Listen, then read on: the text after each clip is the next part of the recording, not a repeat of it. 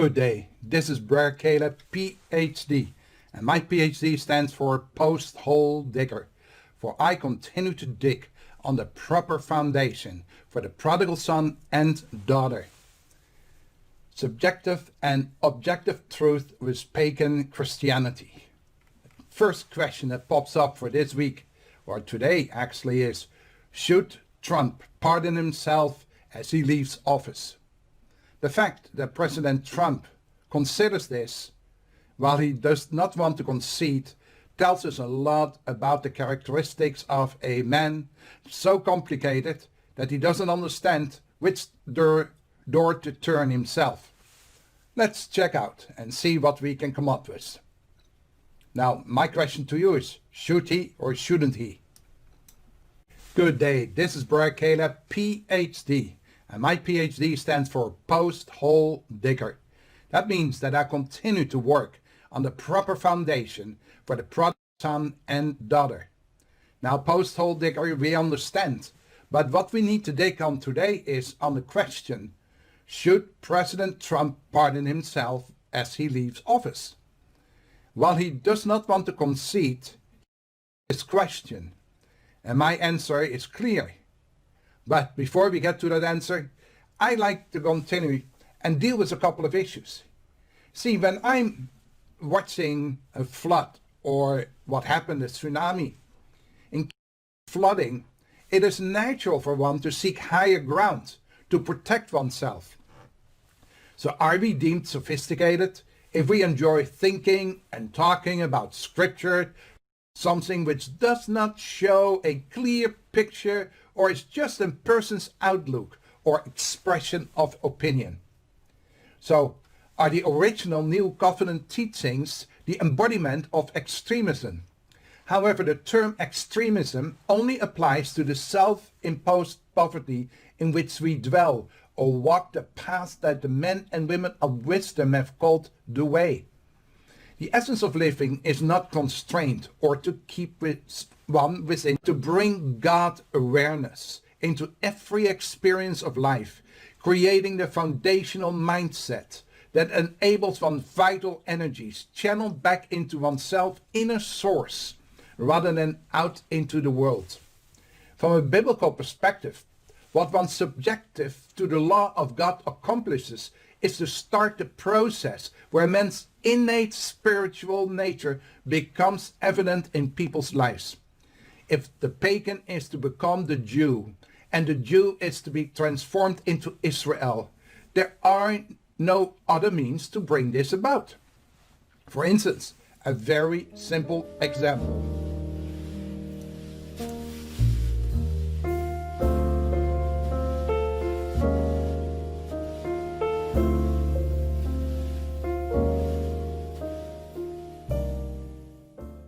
In this example, we go to a hospital.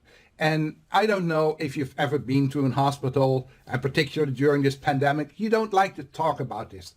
But I know that when you go to a hospital and the doctor is not 100% sure, what they like to do is they like to establish your health conditions first. And they use tools for that we are vaguely familiar with. In general, we know the terms, we know there is a DNA, we all have it. And I'm assured that you must have heard about an EEG. In 2020, everyone knows that there is a monitor, a person's electroencephalogram, an EEG, a record of the tiny cells, electrical impulses actually produced by the brain. In other words, somewhere, somehow here, there are little things working. As we're talking, we don't see them, there are brain activities. So when you come in coma and arrive at the hospital, they don't know what to do. They don't know what is happening. They will do an EEG and that will give them an understanding the brain is up to. By measuring characteristic wave patterns, the EEG will help diagnose certain conditions of the mind. So the EEG is an instrument for receiving and recording the brain cells' electric potential. It consists of a vacuum tube amplifier that magnifies the electrical current obtained through electrodes placed on the scalp and electromagnetically records the patterns on a graphic chart. So let's compare this to a power station. The power station we have yet to reach. To figure out why the Hebrews coined their belief, we first must realize that our thoughts and words we speak have their correlation in a pattern of our modern system of electrical power. Like I just mentioned about the EEG, when we speak, we have something that happens in our life. We don't see it. We don't see it around, but there's something that magically or scientifically proven will be proven, or eventually we come to that understanding that what we say is what will happen. So that is a condition of our personality. For instance, when we have an appliance that consumes power and its current moved through the electrical wires by force called voltage. Now nobody can see voltage, but if you take the wires and you hold them both, you will eventually feel there is voltage. Okay? So you might say, I don't believe you, but you feel it, you will agree with me, something is there. Now suppose that the electrical plant's transmission is not adequately insulated. In other words, there is a wire loose, with the result that the electrical appliance would be energy starved and could not function as intended. So to explain it more to us personally, some of us might ask, what is an EEG and why is it done? But to simplify it, it can determine brain activity and changes useful information in diagnosing brain disorders, especially epilepsy and another seizure disorder.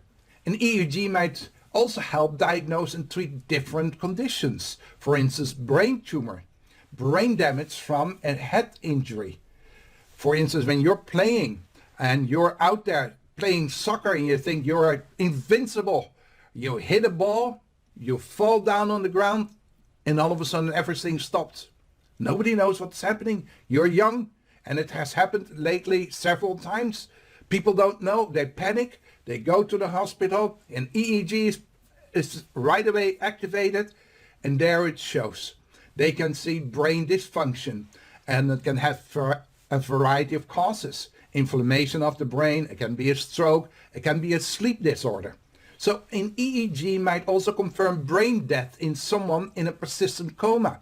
In other words, a continuous EEG is used to help fight the right level of amnesia for someone in a medical-induced coma. There is little or no discomfort during an EEG, for the electrodes transmit no sensations. They record your brain waves according to the information released by the Mayo Clinic.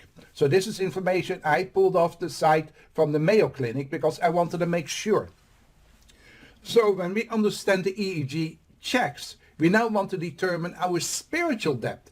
Is there a way of measuring what we spiritually believe? And when I say believe, we need these considerations to determine spiritual depth. We lost the right spiritual center by translating the sacred writings. They transformed the holy writings into Hebrew of the regular people. In other words, Hebrew spoken by people, ordinary people, that changed the language. With its punctuation marks, Hebrew translated it into Greek. And they had a lesser gritty understanding or a revelation of the lesser mysteries. And on top is the Greek text translated into the spiritual dead languages like English. They grappled on too little more than on a moral code. Thus, the multitude of believers had scraps to shape their lives, devoid of the multidimensional essence. So when God spoke a language that had such a power, that was at such high dimension, if you could measure it from 1 to 12, God spoke on the 12th dimension. And we human beings, we are used to maybe 3, 4, and when I say dimensions, we have a line, we have a triangle, we have a round circle. Those are the dimensions we usually work with when you're working computers and scientists. scientific developments. Or if you're an Einstein, you might be working on a fifth, sixth, or seventh, or eighth dimension in order to calculate all whatever is going to happen when a plane releases certain things. And so, devoid of their multiculturalism, the multidimensional essence, the scriptures lost the power to arouse the inner dimensions of man's spiritual nature. So an EEG takes little measurements of our brain waves. But when we speak, we have a spiritual brain wave that we activate. And the way we talk, that will determine a lot about our spiritual nature. So we have pagan Christianity. I spent a lot of time developing or explaining that on a video. But just so we understand the involvement and the arrangement of the Roman political entity. It was the Roman emperor. Whether it was the Roman emperor in collaboration with the lame duck leadership of the 4th century believers after 300 years of persecution and killings in the arena. The emperor single-handedly decided the fate of the believers. These satanic influences explain the confusion. So I was raised a Christian. I was born a Christian. I got a slap on my bum and I was a Roman Catholic. When my mom died, all of a sudden something changed because she was not allowed to be buried on sacred grounds because my dad was not a Roman Catholic. And that gave the first confusion. The second, when I got excommunicated, and then again excommunicated, I wonder what in the world is going on. What are the natural laws of creation? And so the satanic confusion, the influences the satanic influences created a confusion. And I was wondering why. And what are the natural laws of creation? Now when we talk about creation, I'm talking about God Almighty. And for some, they call it the big boom. But when God speaks, it was a loud voice. And yes, it could for some be a big boom. But anyway, we understood that value gets lowered through translation degradation. But humanity never explained the difference between the natural laws of creation and pagan Christianity. At least in all my studies, I never heard about it. I'd seen manipulation on the stock market. I'd heard of other manipulations on very high levels in the billions of dollars by people that I was amazed that they were involved in stuff that you rather don't talk about. But like in the paradise, it took Satan a little doubt to change the outcome of humanity. It was this, are you sure? Psst. As we become more astute in reading the Bible and the difference in the human and man-made rules, we know the Creator's natural laws, which are spirit and spiritual. The Greek mystery religion and the secret cult of the Greco-Roman world offered individuals religious experiences not provided by the official public religions. They originated in tribal ceremonies performed by primitive people in many parts of the world. This region's primary characterization is the secrecy association with the particulars of the initiation and the ritual practice not revealed to outsiders. In other words, we had already the Freemason, we had the synagogue of Satan, where all those things were already contributed and experienced and practiced. So the mystery religions or the mystery cults, what are they? These religions are commonly called the mystery religions or mystery cults.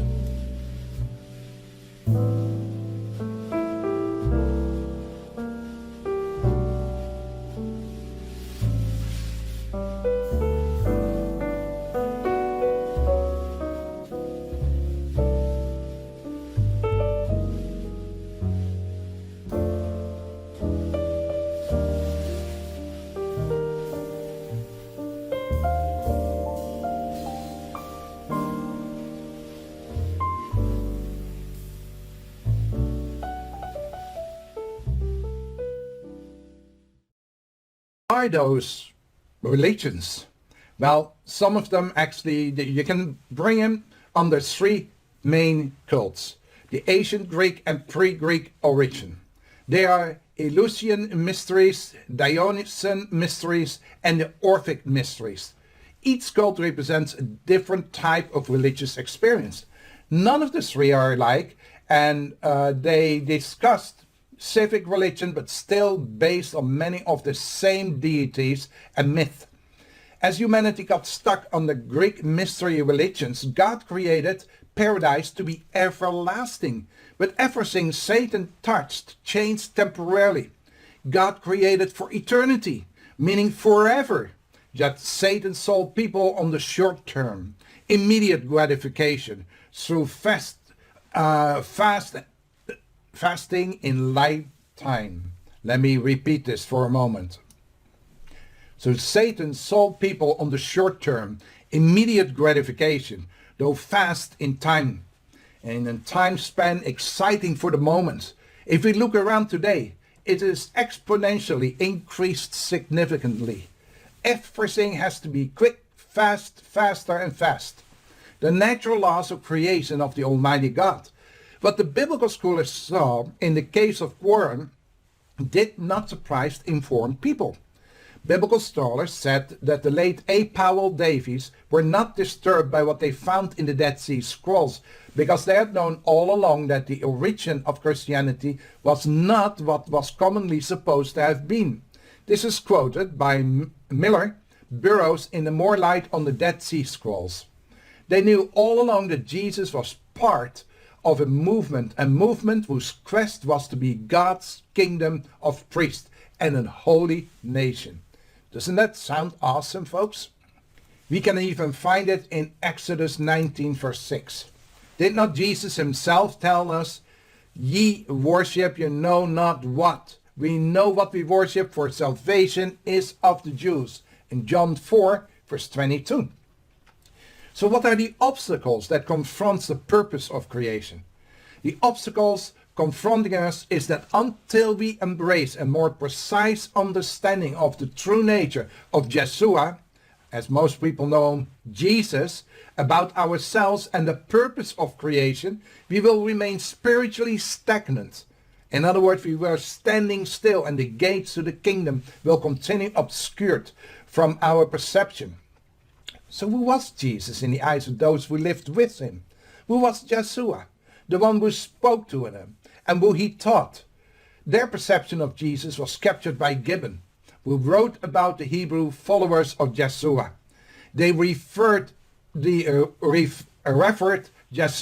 as the greatest of the prophets, endowed with supernatural virtue and power.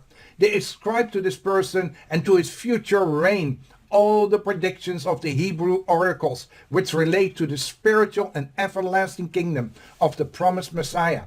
This is in the decline and fall of the Roman Empire. And I finally got myself a couple of pages, actually chapters from that. And I hope to read more. Yeshua taught his disciples they were all the prodigal sons of the Father. So everyone, whether son or daughter, we are prodigal sons and daughters of the Father. He taught his disciples that the Father was waiting for us as we were lost in a far country. We were all dead, and he, being the first among his brothers to fulfill the law of God, was the first to return to the kingdom. This is in Hebrew 12 verse 28. And therefore, since we have received an unshakable kingdom, let us have grace through which we may offer service that will please God with reverence and with fear. And in Revelations 1 verse 5, and from Yeshua the Messiah, the faithful witness, the firstborn from the dead, and the earth king's ruler, to him, the one who loves us and who has freed us from our sins for his blood. And in the King James Version, this is said in Revelations 1 verse 5, this is the perspective of the words where it is written, and from Jesus Christ, who is the faithful witness and the first begotten of the dead. So what does that all mean? Is it so confusing to figure out what the Bible talks about from a creation point of view? See, the beauty is that from a biblical perspective, Being reborn from the dead is the same destiny of all of humanity as seen in the words of the apostle. And we will get back to Mr. Trump very soon. God has fulfilled the same unto us, his children, in that he has raised Yeshua again, as it is also written in the second psalm.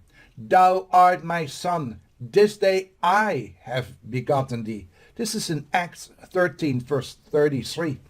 Yet the Gentile world, which lacked the God-centered foundation, Jews refused to believe what Jesus taught and what the apostle witnessed to, as seen in the words of Barnes' notes on Acts 13 verse 33 regarding the terms, have I begotten thee.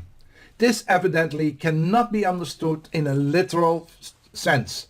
It refers to the relation of an earthly father to his children.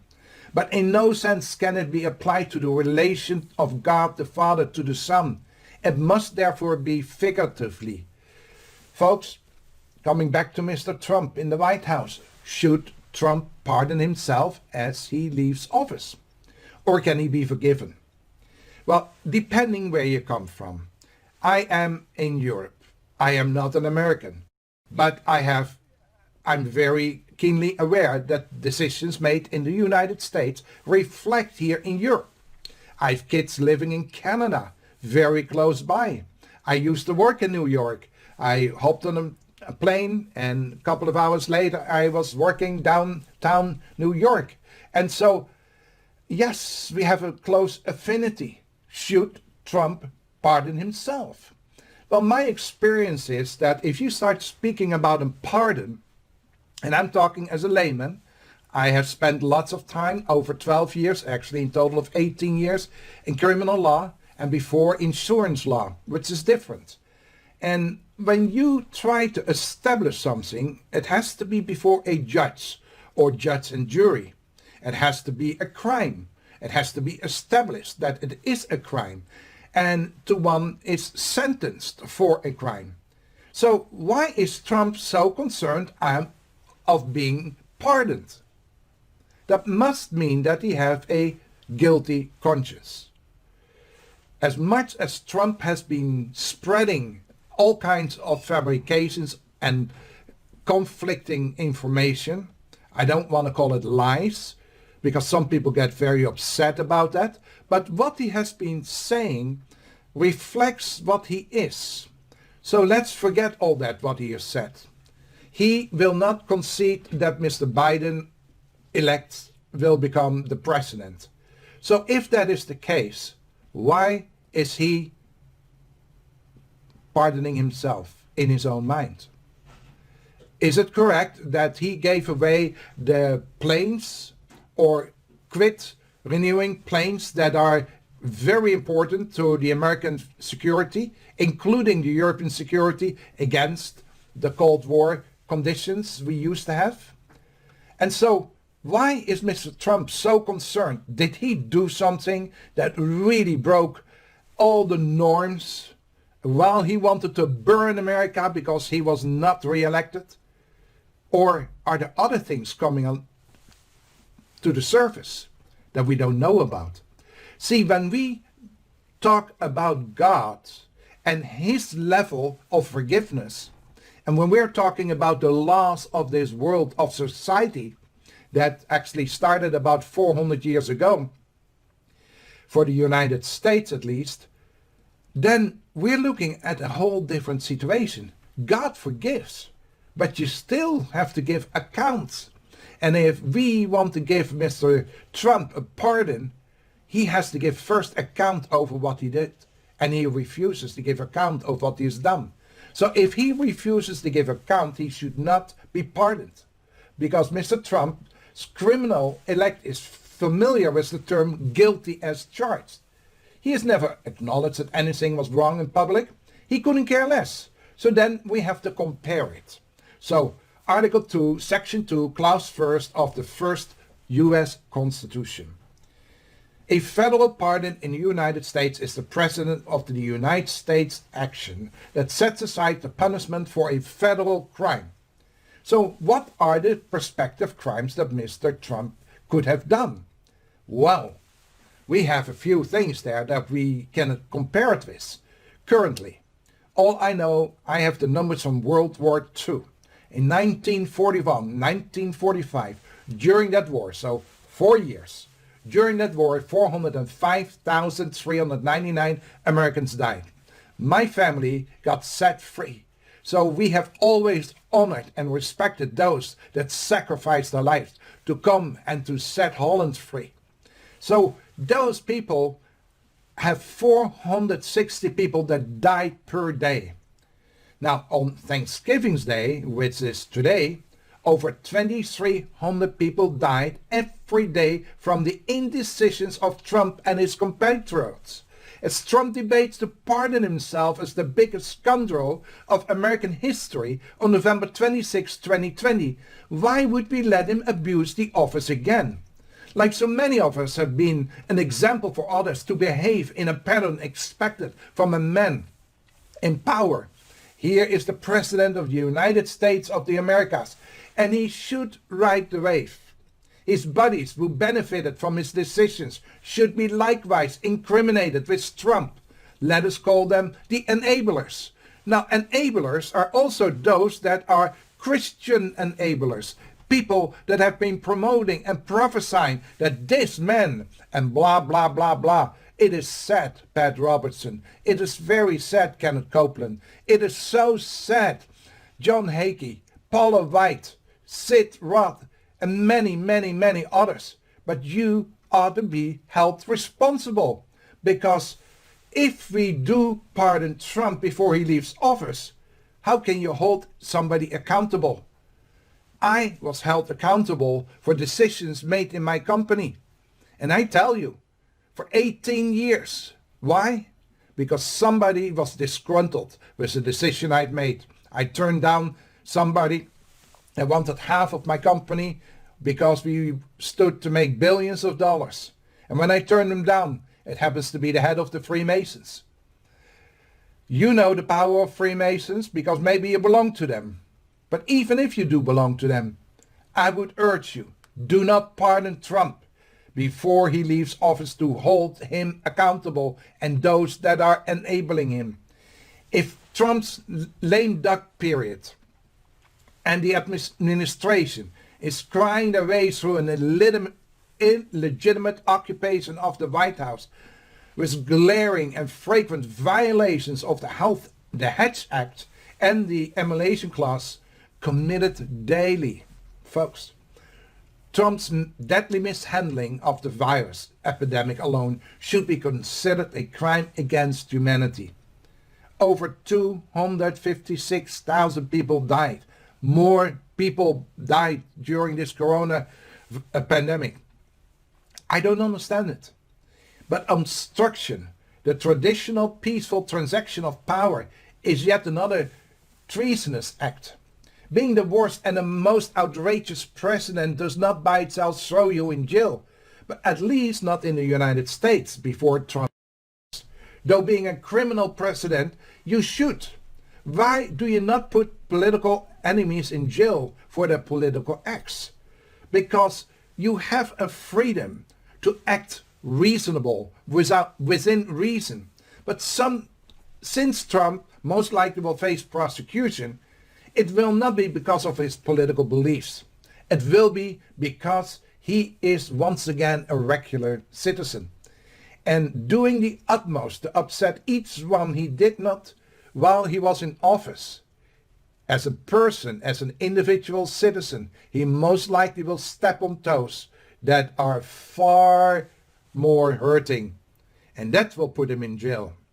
So reality is, if you do not change your characteristics, if you do not change, and the change that I am referring to, if you do not want to admit that you were at fault, that you are a prodigal son, then how can you realign with the Creator, Abba, Father? Because the least that you can do is say, sorry, Father, I was wrong. If you can say that honestly, sincerely, and not just abba-dabba-doo and I am now a Christian, but you are a true follower of the way, the truth, and the light, then I believe God will forgive you, but you are still held accountable. I wish you all the best, my friend, for tough times never last. The tough people, they do.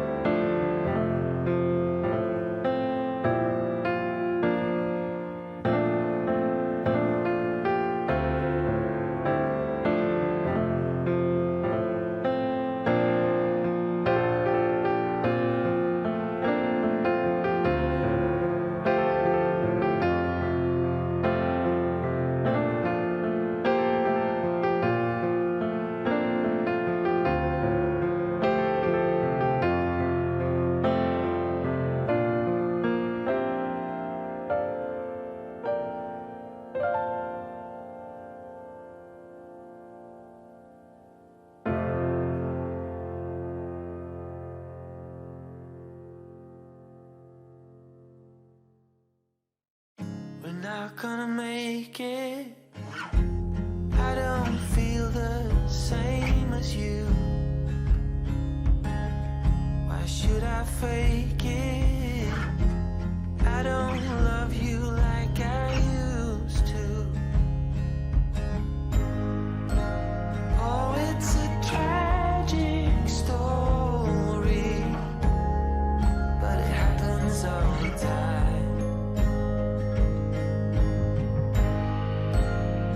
In every category, over a lifetime. Don't you know that everything falls apart? Everything falls apart. Everything with a star. Don't you know? Made of falls apart. Why should I fight it? It is nature's own law. I'm not a hypocrite. I just drew the final straw. Oh, it's a tragic story, but it happens all the time. In every category, over a lifetime. Don't you know that everything falls apart? Everything falls apart. Everything with a star. Don't you know? Later falls apart.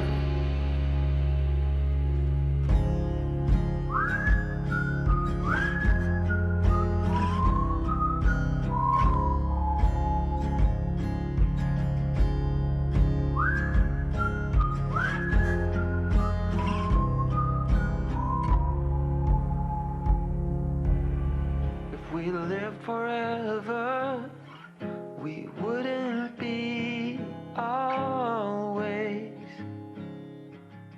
And now it's over. I'm so glad it was you. Oh, it's a tragic story, but it happens all the time. In every category, over a lifetime. Don't you know that everything falls apart? Everything falls apart. Everything with a star. Oh, don't you know? Later falls apart.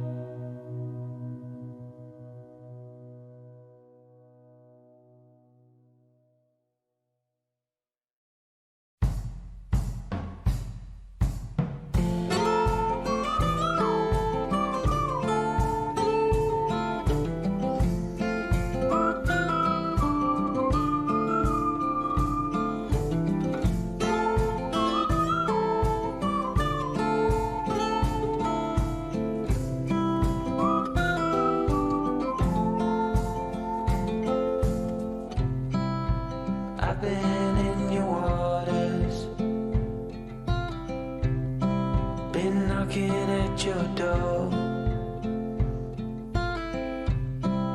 I know one thing for sure, I've never been so close before.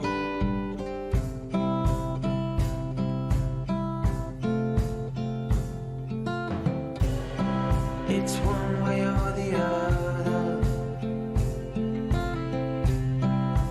no way in between. I ain't getting any younger,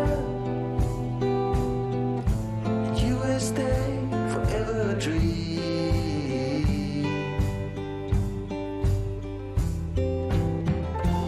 You were truly my lover, but it was over so fast. Just one thing to discover. Oh no, it was never built to last.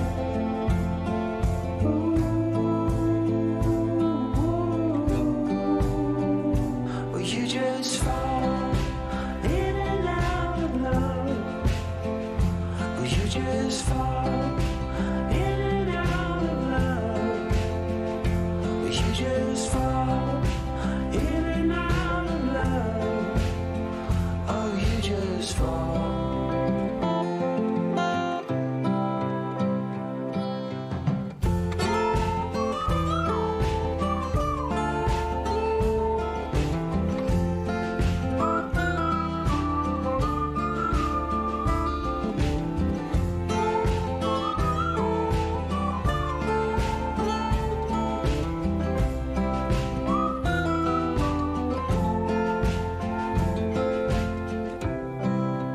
We stay indoors while the lovers roam the streets.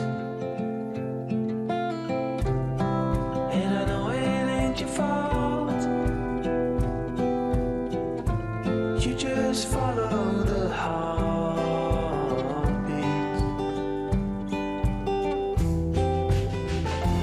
You were truly my lover,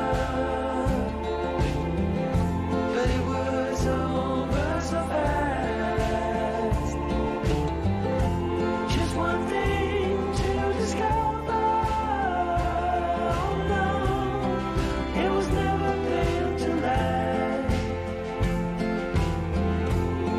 So throw it on the fire. Let us use the open door. We're at the end of the rainbow. Now, what the hell are we looking for?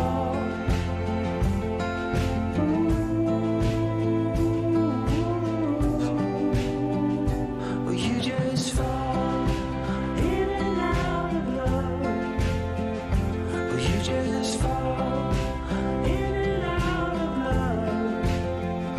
Well, you just fall in and out of love. Oh, you just fall.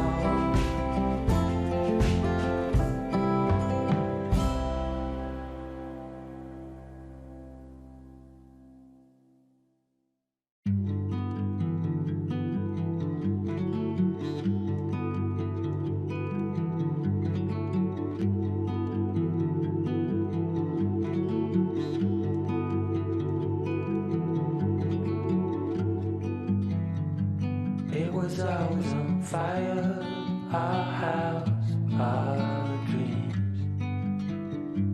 We were dancing on a wire, reckless it seemed.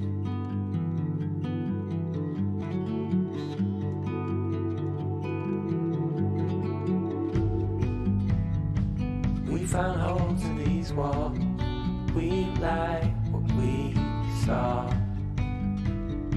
Seems so strong until it falls, the final straw. Oh, I never felt like this before. When I was struck, it showed an open door.